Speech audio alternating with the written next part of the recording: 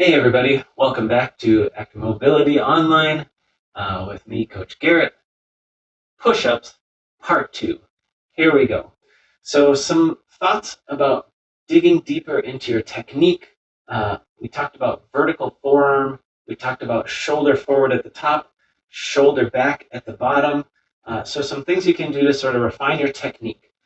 One is sort of testing your top and bottom position. So test that plank, see where you get. Have a friend watch this video with you and then sort of critique or offer some feedback on what they see for the top of your plank. Are you able to get your pelvis tucked under? Are you able to get the front of your body tight and closed? Are your shoulders forward? Is your neck reaching forward or is it back in line? So I'm going to try to test myself here. Again, screwing my hands into the floor, pressing shoulders forward first to find stability through that upper body first, then stepping out. Great. So once we've kind of figured that out, then we can sort of get a sense of where we're going. So testing the bottom of your push-up and figuring out if you have enough mobility to get where you want to get to. And what we're looking for is forearm vertical. So if I'm showing it here, as I pull my elbow back, my elbow stays in just a little bit and my forearm stays in the direction of gravity or in the direction of force. So if I'm using a machine or something, it's going to be this way. If I'm using the floor and gravity, my wrist and forearm are going to be lined up with gravity. So I can sort of test the bottom, and then I can get a sense of, do I have the range of motion to go really narrow? Do I have the range of motion to go really wide, or do I need to be somewhere else? So same thing. I'm going to find my way towards the bottom. I'm going to put my hands somewhere where I think they're going to be fine.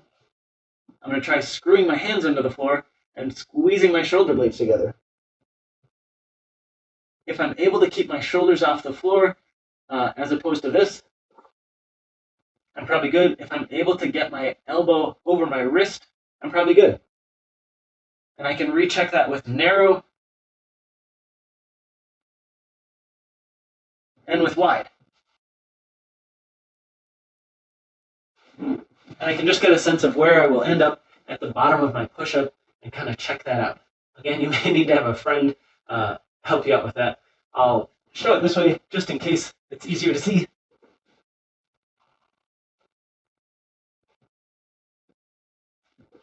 Again, just kind of checking out where I end up at the bottom of that push-up.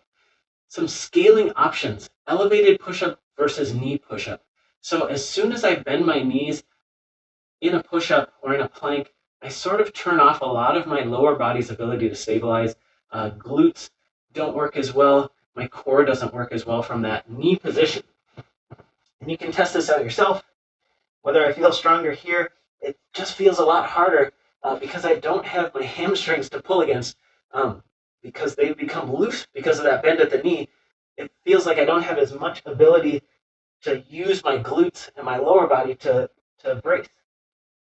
Whereas here, I feel like I can really lock my knees in, engage my quads. Everything is firing a little bit better. So I prefer an elevated push-up. That said, elevated push-ups can present a bit of a problem too. No, this isn't a squatty potty. If we're here doing an elevated push-up or higher as you need, the temptation is to kind of pull that object right to your chest and let the elbows flare out. So finding the right distance of your feet from the box and remembering that your shoulders are going to have to move forward, your whole body's going to have to move forward to find wherever you need to be to have that vertical forearm. So you may need to take a wider grip on your object to come a little bit more straight down because you may not have the range of motion to slide forward and back when you're on an elevated position. So you'll have to play around with that. If I'm really narrow, I'd have to start with my feet really flexed and then really point my feet to get to the bottom without having my elbows flare out or my shoulders collapse forward.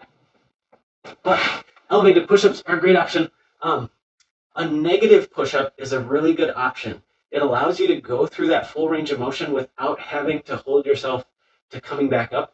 And a lot of times that coming back up is where we introduce stuff that then kind of taints our future reps. So a negative push-up means you're going all the way to the bottom and you don't care about how you get back up. all the way to the bottom, and then you can kind of worm your way back up, or whatever you would need to do to reset for your next rep.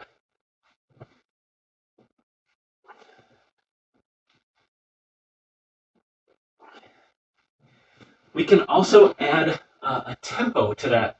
So going down a lot slower. Tempo movement will trick your body into thinking it's a harder movement than it actually is. And that will help you maintain that strength, or actually build strength through the range of motion. Also, because you're going more slowly through the movement, you'll feel when things start to change, and you'll be able to have more awareness through that entire range of motion versus starting somewhere and ending up somewhere and you didn't want to be where you ended up, but you're not quite sure how you got there.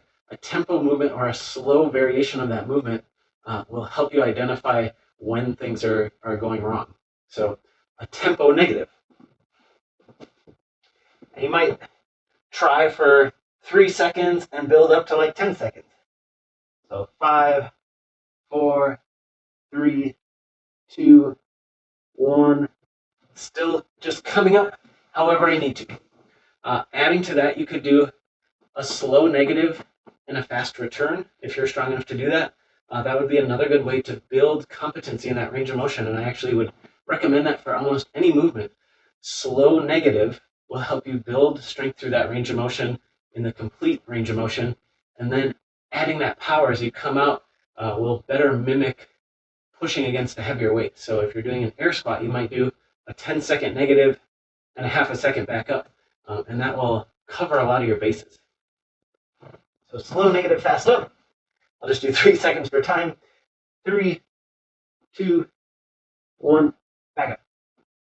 I would still want to make sure I really reset at the top each time, just so that I'm not kind of getting lazy with my core. And you can see I maybe got a little bit lazy with my core as I got back up and had to do a little bit of reset to go into my next rep. Now, a rep scheme that is going to help you maintain some strength.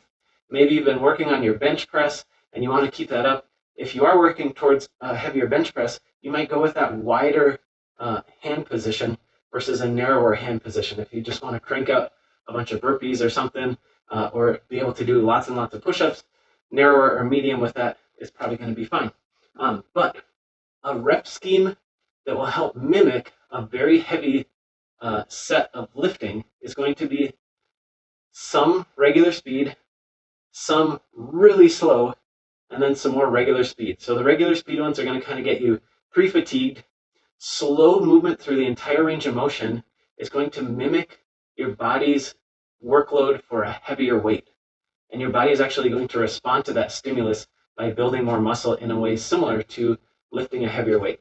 And then you can just kind of close out by exhausting those muscles with a few more reps. So what I'm going to try to do is 5 regular speed, 3 glacially slow, and then 5 regular speed. This can be applied to a lot of the movements we might do where we would usually want a heavier weight, but we don't have one available. We're going to be doing it with push-ups right now.